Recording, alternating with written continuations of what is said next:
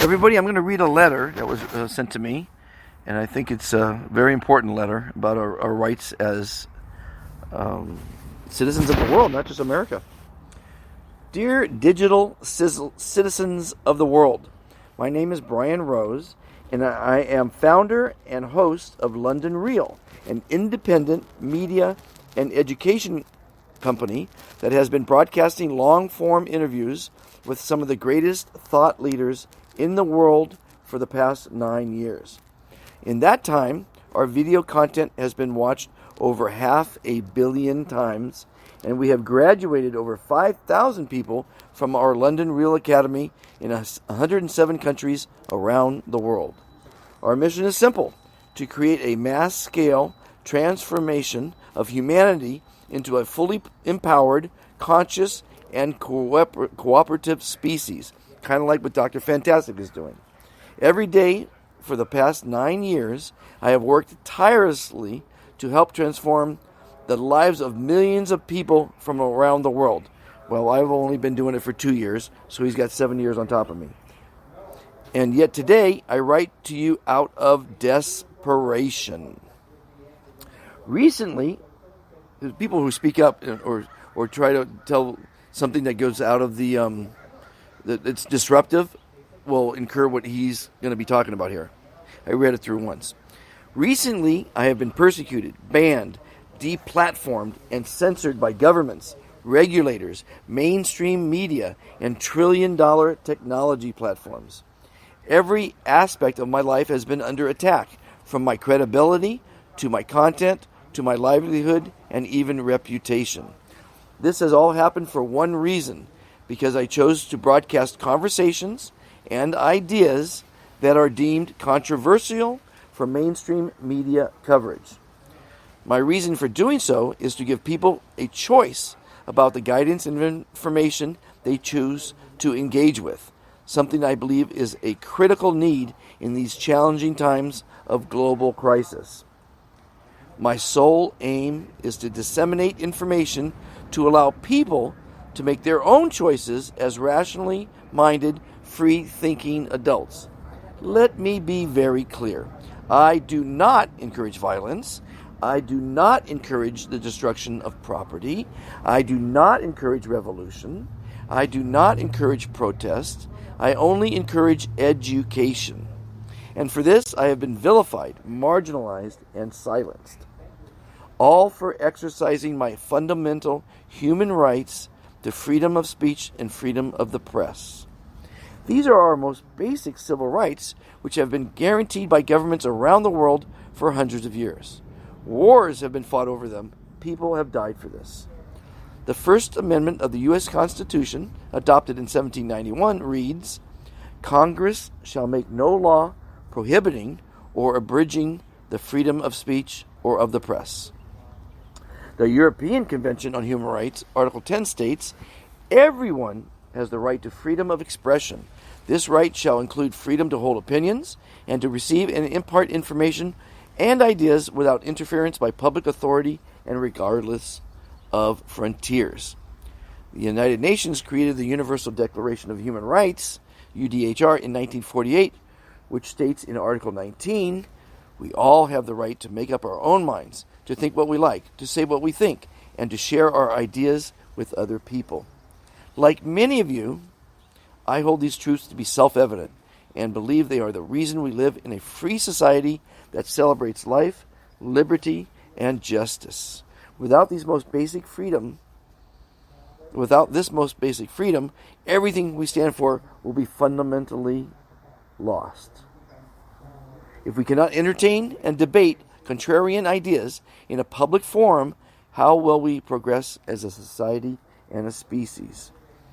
What if the Magna Carta had never stated in 1215 that everybody, including the king, was subject to the law? What if Martin Luther had never nailed his thesis to the door in 1517? What if the founding fathers of America have never created their Declaration of Independence in 1776? What if Martin Luther King Jr. had been unable to speak freely about his civil rights in his "I Have a Dream" speech on the Washington Mall in 1963? Would we be the free-thinking society of liberty and justice of today? I think not. It is only because of freedom of speech that we are able to consider all points of view, engage in a healthy debate, and move forward and take the most intelligent action. I am deeply concerned that now all this is being taken away from us. I feel that we are heading down a very dark path, and that if we continue, will permanently alter the course of humanity forever. To be completely honest, I never planned on getting into this fight.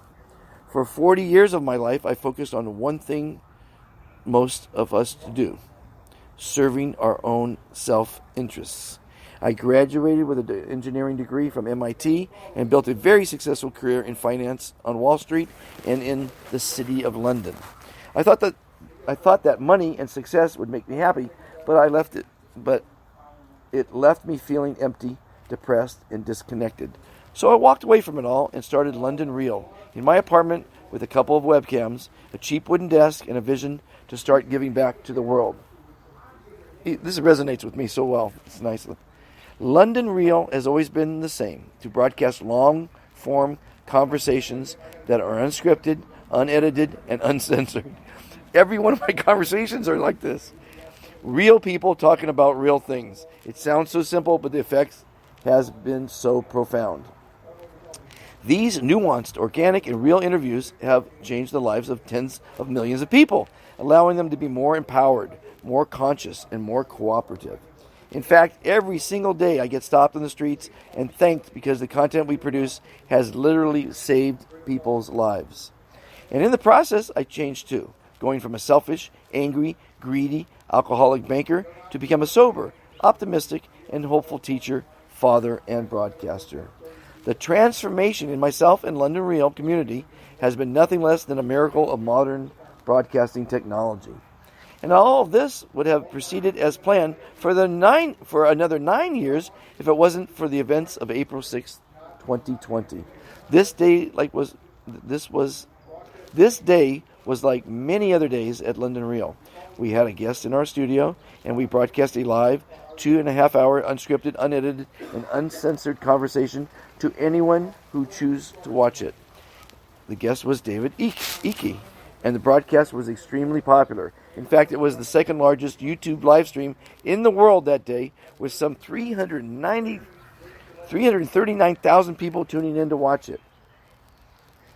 Our conversation that day was clearly something that many people wanted to watch.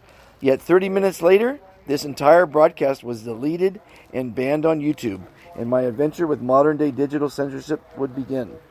Over the next 5 weeks, that same broadcast would be deleted and banned on a number of other technology platforms, including Facebook, Instagram, Spotify, and Vimeo.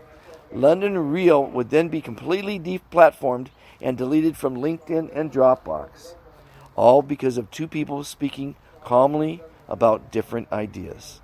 We are being punished for exercising our universal human right to freedom of speech.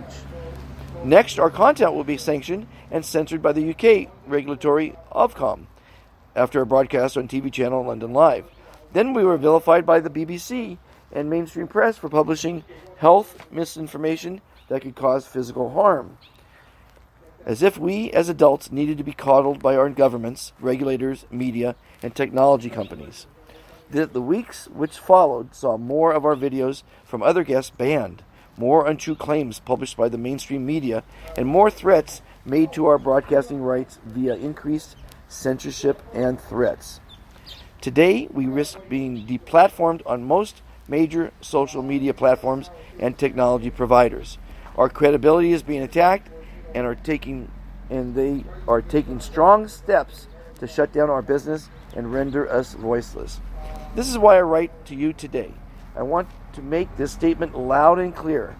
We will no longer tolerate this inhumane treatment. We stand up for what built the great nations and powerful social movements of human history. We will stand up for what created the system of life, liberty, and justice that we hold so dear. We believe freedom of speech is the most fundamental human right of all. Censorship has no place in a free society. the rule of law in each country. Digital platforms, in fact, public utilities need to follow. We demand our full-length video conversations with David Icke. I hope I'm saying that right. Let me close this door here. Oh, this is what we call live television. At any rate, hold on one second, everybody. Okay, continuing. We demand our full-length video conversations with David Icke, David Rashid Buttar, Dr. Andrew Kaufman, Dr. Judy Mikovits are re-platformed on YouTube, Facebook, Instagram, and LinkedIn with immediate effect. We are permitted to immediately resume broadcasting uncensored conversations on any and all technology platforms. The governments of the USA, UK, France, Germany, Canada, and the European Union create new legislation to permanently guarantee universal digital freedom of speech rights to all citizens indefinitely. A full and complete broadcast of our 3 episodes in 2020 with David Icke on London Live television channel without censure, access to censorship-free broadcasting for all. There are some who will say that these private companies are allowed to establish community guidelines and censor whatever they choose. I disagree. These private companies now act as public utilities, especially now in times of crisis when important information needs delivery to the public. Therefore, as such, these utilities need to respect the fundamental human rights laws that prevail in the locations they service. This means complying with the First Amendment of the Constitution, the European Convention on Human Rights, Article 10, and the United Nations Universal Declaration of Human Rights, UDHR, Article 19. The law is in fact on our side, and it's our duty as citizens to enforce it. To be honest, I am not a person that likes to ask for help. I believe in the concept of self-reliance at all costs. But I cannot win this fight alone. I need you and your support. I need your signature on this open letter so we can show that our voice is a force to be reckoned with. A single voice that is of the people, by the people, for the people. We must all remember that these governments, media companies, and technology platforms cannot exist without us.